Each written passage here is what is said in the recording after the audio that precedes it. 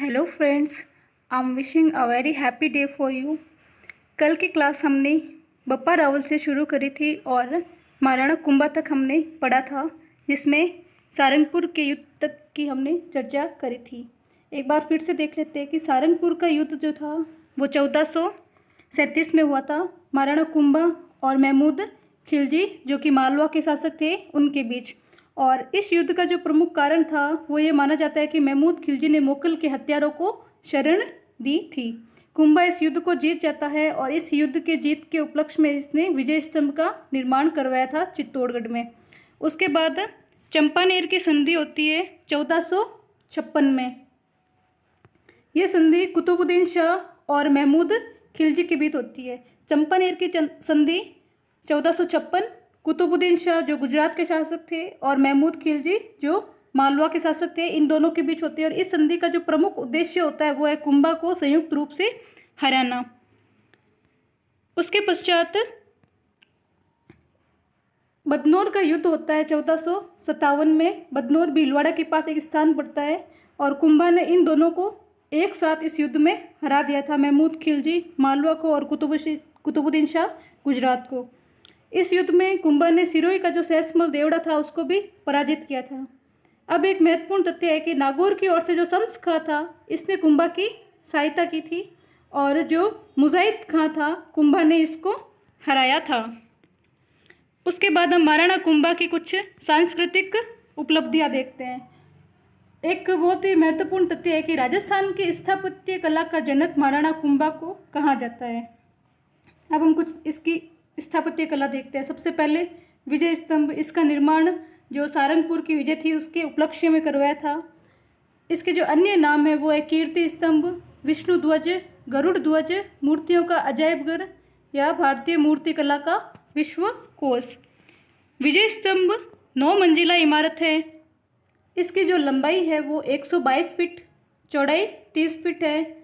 और विजय स्तंभ के जो वास्तुकार है वो है जैता, पूंजा, पोमा और नापा। ये बहुत महत्वपूर्ण तथ्य है। राजस्थान पुलिस और राजस्थान माध्यमिक शिक्षा बोर्ड का जो प्रतीक चिन्ह है वो भी विजय स्तंभ है। उसके बाद वीर सावरकर का जो एक संगठन था अभिनव भारत, उसका प्रतीक चिन्ह भी विजय स्तंभ रहा है। राजस्थान की पहली इमारत है विजय स्तंभ जिस पर डाक टिकट जारी किया गया था। कर्नल जेम्स टोड ने विजय स्तंभ की तुलना कुतुब मीनार से करी है। कर्नल जेम्स टोड ने विजय स्तंभ की तुलना कुतुब मीनार से करी है। और जो एक प्रसिद्ध इतिहासकार हैं फर्ग्यूसन, उसने विजय स्तंभ की तुलना रोम के टार्जन टावर से करी है। विजय स्तंभ का पुनर्निर्माण महाराणा स्वरूप सिंह ने करवाया है, ये भी याद रखना है। और जो विजय स्तंभ की 8वीं मंजिल है, हमने पढ़ा था कि विजय स्तंभ की कुल 9 मंजिला इमारत है ये, लेकिन इसकी 8वीं इमारत पर कोई मूर्ति नहीं है। और तीसरी मंजिल में 9 बार अरबी भाषा में अल्लाह लिखा हुआ है।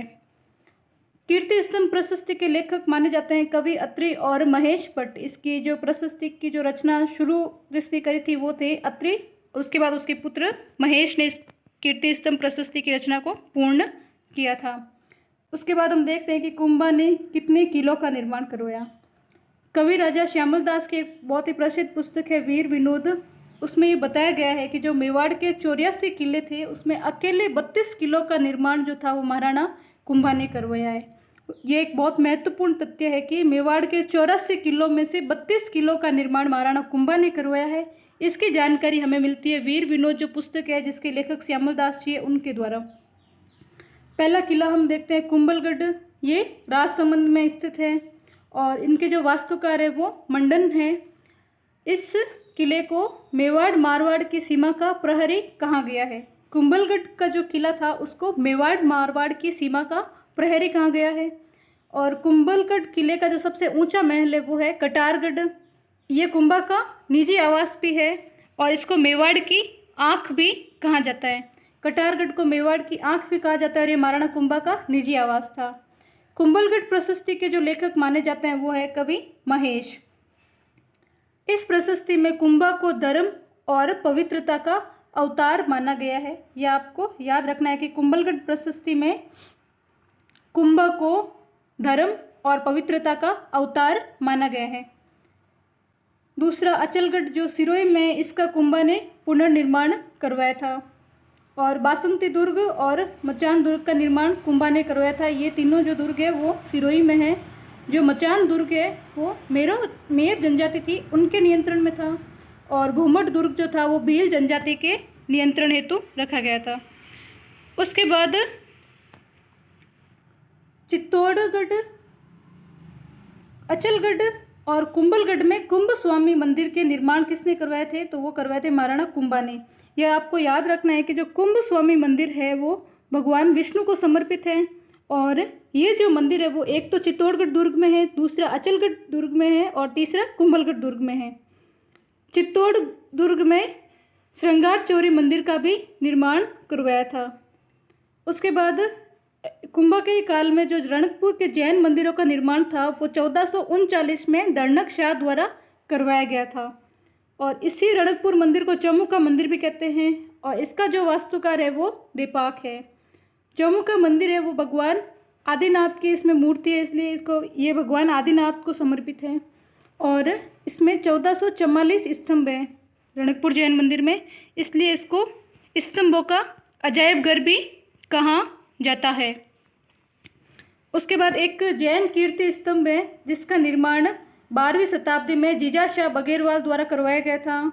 ये जीजाशाह बघेरवाल एक जैन व्यापारी रहे हैं, और चित्तौड़ के किले में ये एक 7 मंजिला इमारत है जो जैन कीर्ति स्तंभ है वो। उसके बाद इसको आदिनाथ स्मारक भी कहा गया है क्योंकि आदिनाथ को समर्पित है। तो राजस्थान में जो आदिनाथ को समर्पित 2 स्तंभ है, जिसमें एक तो जैन कीर्ति स्तंभ है और दूसरा जो रणकपुर के जैन मंदिर है वो है। उसके बाद कुंभा की हम कुछ साहित्यिक रचनाएं देखते हैं। कुंभा स्वयं एक बहुत बड़ा साहित्यकार रहा है, और ये अच्छा संगीतज्ञ भी रहा है जो वीणा बजाते थे, और जो इसके संगीत गुरु थे वो थे सारंग व्यास। कुंभा की जो पुस्तक है उसमें है एक सूढ़ा प्रबंध, कामराज रतिसार, ये 7 भागों में है। संगीत सुधा, संगीत मीमांसा और संगीत राज। संगीत राज जो है वो सबसे महत्वपूर्ण ग्रंथ है। इसके 5 भाग हैं: पाठ्य रत्नकोश, गीत रत्नकोश, नृत्य रत्नकोश, वाद्य रत्नकोश और रस नृत्य कोश। सॉरी, यहाँ पे थोड़ा मिसप्रिंट है। ये इसके 5 भाग है, ये आपको याद रखना है: पाठ्य रत्नकोश, गीत रत्नकोश, नृत्य रत्नकोश, वाद्य रत्नकोश और रस रत्नकोश। उसके बाद कुंभा ने जो जयदेव ने गीत गोविंद लिखी थी उस पर एक रसिक प्रिया नाम से टिक्का भी लिखी थी। तो जयदेव की गीत गोविंद पर रसिक प्रिया नामक टिक्का महाराणा कुंभा ने लिखी है। और कुंभा ने सारंग देव की जो रत्नाकर थी उस पर भी टिक्का लिखी है, और चंडी शतक पर भी टिक्का लिखी है। चंडी शतक जो रचना थी वो बाण भट्ट की रही है। कुंभा मेवाड़ी, कन्नड़ और मराठी भाषाएं भी जानता था, और इसके अलावा कुंभा ने 4 नाटकों की रचना भी करी है। अब हम देखेंगे कुंभा के दरबारी विद्वान कौन कौन रहे हैं। तो सबसे पहले कान्ह व्यास रहे हैं।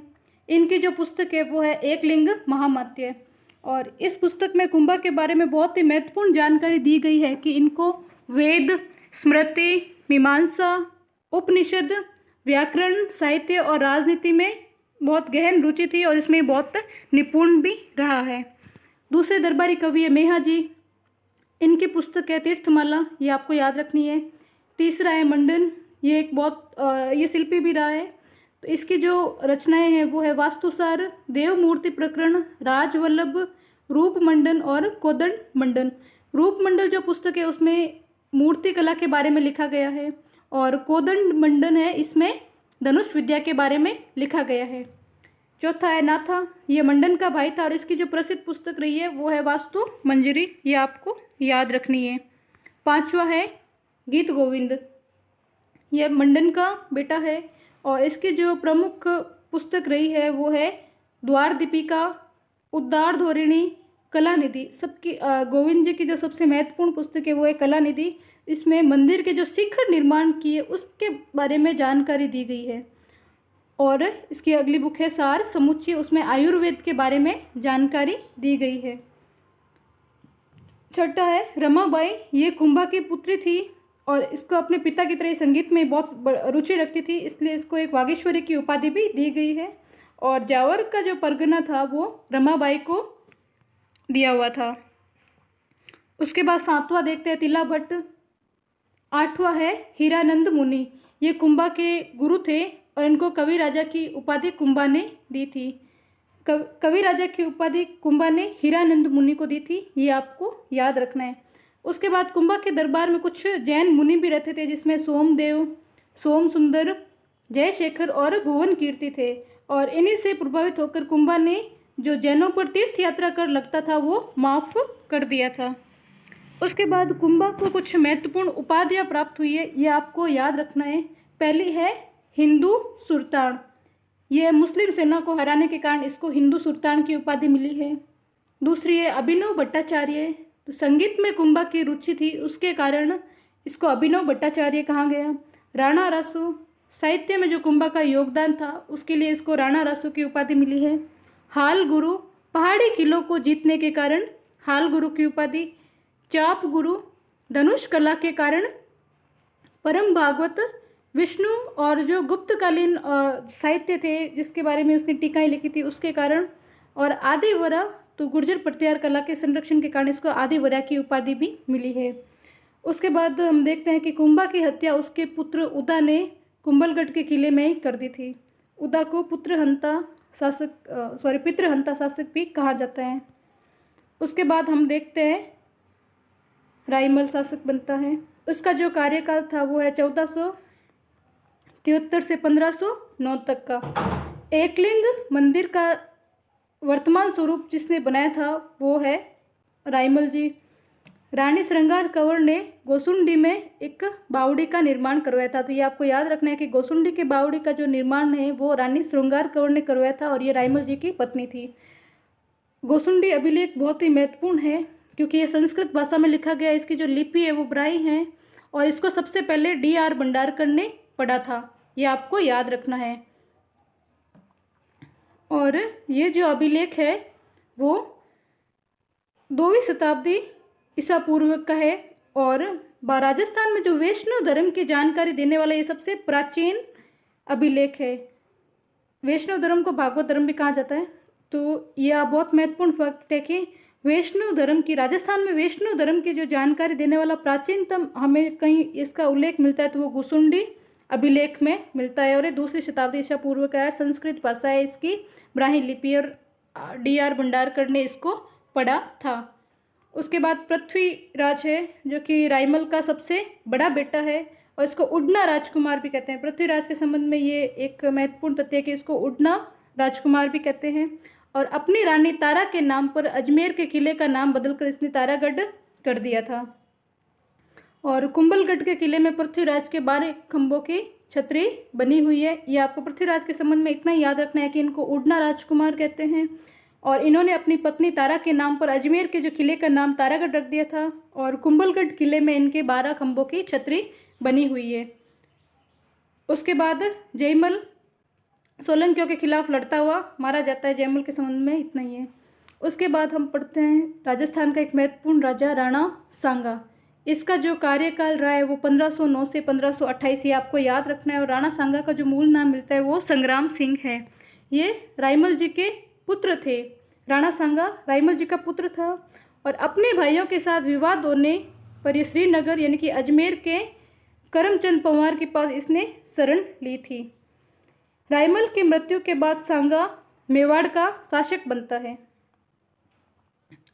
सांगा के समय में बहुत ही महत्वपूर्ण युद्ध होते हैं क्योंकि उस समय दिल्ली पर इब्राहिम लोदी का शासक था, जिसके साथ एक तो खातोली का युद्ध होता है और दूसरा होता है बाड़ी का युद्ध। खातोली का युद्ध कोटा में होता है 1517 में। बाड़ी का युद्ध होता है धौलपुर में 1518 में। यह आपको सीरीज याद रखना है कि सबसे पहले खातोली का युद्ध होता है, उसके बाद होता है बाड़ी का युद्ध। तीसरा जो देखते हैं वो है महमूद खिलजी के साथ होता है। ये है गागरोन, जिसको गागरोन का युद्ध भी कहते हैं। ये हुआ था 1519 में। गागरोन जो स्थान है वो झालावाड़ में पड़ता है। और ये महमूद खिलजी सेकंड है, ये मालवा के शासक रहे हैं। गागरोन का किला उस समय चंदेरी के शासक मेदिनी रॉय के पास था, ये भी आपको याद रखना है। उसके बाद युद्ध है बयाना का युद्ध। ये 16 फरवरी 1500 37 को हुआ था बाबर और राणा सांगा के बीच में। सांगा इस युद्ध को जीत जाता है और इस समय जो किले का जो रक्षक था वो था मेहंदी ख्वाजा। बाबर ने मोहम्मद सुल्तान मिर्जा के नेतृत्व में अपनी सेनाएं यहाँ पे भेजी थी। ये बयाना का युद्ध आपको याद रखना है कि ये 16 फरवरी 1527 को हुआ था। उसके बाद होता है खानवा का युद्ध, ये 17 मार्च 1527 को। और वीर विनोद पुस्तक है उसमें इसकी जो तारीख थी वो 16 मार्च दी हुई है। बाबर ने इसमें जिहाद की घोषणा करी थी, क्योंकि बाबर बयाना का युद्ध बहुत बुरी तरीके से हार जाता है, इसलिए इसने जिहाद की घोषणा करी थी और इसको एक धर्म युद्ध घोषित किया था। शराब न पीने की कसम खाई थी और मुस्लिम व्यापारी पर जो तगमा कर लगता था वो बाबर ने हटा लिया था। उसके बाद सांगा ने राजस्थान के सभी राजाओं को पत्र लिखकर सहायता के लिए बुलाया था और इसी को पाती पर्वण कहा गया है। ये राजस्थान का जो अंतिम युद्ध माना जा सकता है, जिसमें कि सांगा का नेतृत्व में राजस्थान के लगभग समस्त प्रदेशों के शासक राणा सांगा के झंडे के नीचे आकर लड़े थे, जिसमें आमेर से पृथ्वीराज चौहान आते हैं, मारवाड़ से मालदेव आते हैं, ये राव गंगा का पुत्र था, बीकानेर से कल्याणमल आते हैं, मारवाड़ से मेड़ता से वीरमदेव आते हैं, चंदेरी से मेदिनी रॉय, वागड़ से उदय सिंह और देवलिया के ठाकुर बाघ सिंह इस युद्ध में आते हैं। और सलूम्बर के जो राणा रतन सिंह चुंडाव थे वो भी इस युद्ध में भाग लेने के लिए आते हैं। ये आपको याद रखना है कि कौन से शासक कहाँ से आते हैं इस संबंध में। उसके बाद जो सादड़ी स्थान है वहाँ से जाला अज्जा आते हैं और मेवात से हसन खान मेवाती, ईडर से भारमल आता है और इब्राहिम लोदी का जो छोटा भाई होता है महमूद लोदी, वो भी इस युद्ध में महाराणा प्रताप का साथी होता है। युद्ध में राणा सांगा घायल हो जाते हैं, इसलिए जो सादड़ी के राजा जो जाला अज्जा आए थे, इन्होंने इस युद्ध का नेतृत्व किया था। बाबर इस युद्ध को जीत जाता है और इसमें उसके बाद वो गाजी की उपाधि धारण करता है। फिर घायल सांगा थे, उनको बसवा दौसा में ले जाकर उनका इलाज किया गया, लेकिन एमपी का एक स्थान है इरीच, वहाँ पे सांगा को जहर दे दिया जाता है, जिससे उनकी कालपी तक जाते जाते उनकी मृत्यु हो जाती है। और मांडलगढ़ भीलवाड़ा का स्थान है, वहाँ पे राणा सांगा की छत्री बनी हुई है, ये आपको याद रखना है। खानवा के युद्ध के जो प्रमुख कारण हैं वो हम देखते हैं कि बाबर ने जो सांगा पर वचन भंग का आरोप लगाया था और जो इसकी महत्वाकांक्षाओं, दोनों की महत्वाकांक्षाओं का एक दूसरे टकराव हो रहा था। और राजपूत अफगान मैत्री भी थी, जिसमें हसन का मेवाती और महमूद लोदी जो थे वो राणा सांगा के साथ ही रहे हैं। और सांगा ने सल्तनत के क्षेत्रों पर भी अधिकार कर लिया था, इसके कारण खानवा का युद्ध होता है। सांगा की हार के प्रमुख कारण ये थे कि सेना में एकता नहीं थी और जो सांगा की सेनाएं थी वो अलग अलग सेनापतियों के नेतृत्व में लड़ रही थी। और बाबर के पास एक शक्तिशाली तोपखाना था, उसके पास एक तुलुगुमा युद्ध पद्धति थी। और क्योंकि सांगा ने इस बयाना के जो युद्ध जो जीत लिया था, उसके बाद इसको खानवा के युद्ध की तैयारी के लिए समय मिल गया था और सांगा स्वयं युद्ध के मैदान में उतर गया था। मुगल सेना घोड़ों का प्रयोग करती थी, जबकि राजपूत सेना जो है वो हाथियों का प्रयोग करती थी, ये भी आपको याद रखना है। उसके बाद जो सातवां कारण है कि वो है कि मुगल सेना के पास राजपूतों की तुलना में हल्के हथियार थे, लेकिन जो हल्के हथियार थे वो इस सेंस में हल्के नहीं थे कि कमज़ोर थे, वो भारी हथियार थे। और सांगा के साथ उसके साथियों ने विश्वासघात किया था और बाबर से मिल गए थे, जैसे कि जो रायसेन एमपी का जो सलहदी कंवर था और नागौर के जो खानजादे मुसलमान थे वो बाबर से मिल गए थे। ये आपको याद रखना है कि राणा सांगा के साथ विश्वासघात किसने किया था। उसके बाद हम देखते हैं कि खानवा के युद्ध का महत्व क्या है या इसका परिणाम क्या निकलता है। पहला है कि अफगान और राजपूतों को हराने के बाद बाबर भारत पर जो शासन करने की जो महत्वाकांक्षा रखता था वो आसान हो गई और ये अंतिम युद्ध था जिसमें राजस्थान के सभी राजाओं की एकता देखी गई।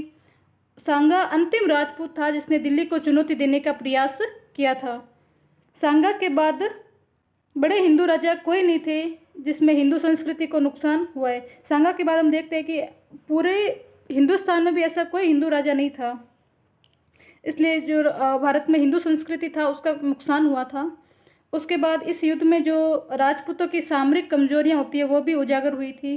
इस युद्ध के बाद मुगलों की राजपूत नीति के प्रति भविष्य की नीति निर्धारित हो गई और अकबर ने युद्ध के स्थान पर मित्रता की नीति अपनाई। ये आपको याद रखना है। महाराणा सांगा को कुछ प्रसिद्ध उपाधियां मिली गई जिसमें हिंदू पत्त और इसको सैनिकों का भग्नावेश भी कहा जाता है क्योंकि इसके शरीर पर 80 घाव थे। बाबरनामा के अनुसार सांगा के अधीन 7 राजा, 9 राव और 104 सरदार थे। बाबरनामा के अनुसार बाबरनामा की रचना बाबर ने ही करी थी। इसमें बताया गया है कि सांगा के अधीन 7 राजा, 9 राव और 104 सरदार थे। महमूद खिलजी सेकंड जो कि मालवा के थे, इसको पकड़ने के लिए सांगा ने हरिदास चारण को 12 गांव उपहार में दिए थे।